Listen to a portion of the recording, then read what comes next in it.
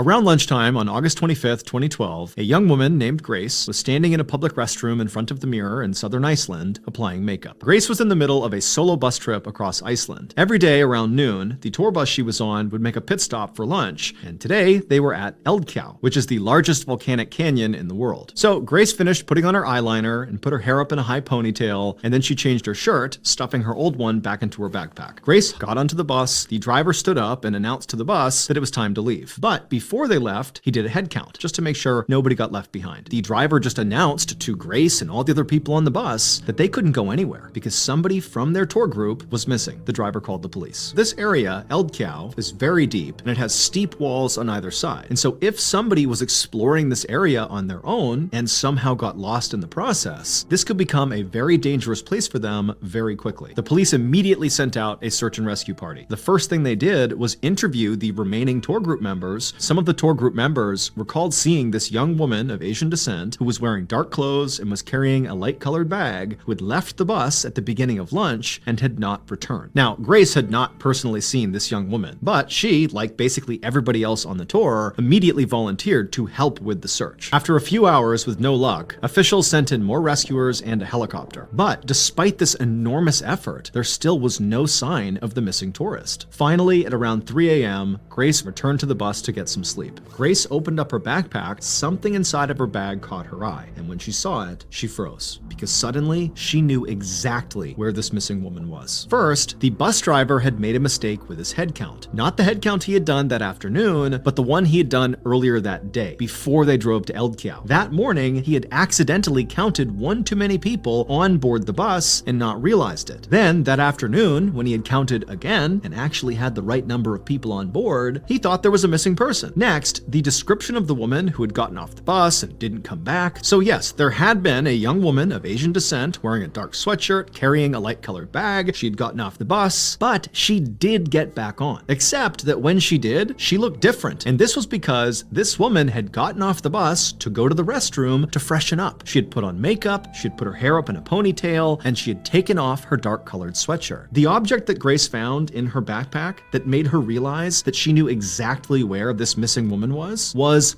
her dark-colored sweatshirt inside of her light-colored backpack. And it was at that exact moment that Grace knew the person that she had spent the last 15 hours searching for was herself.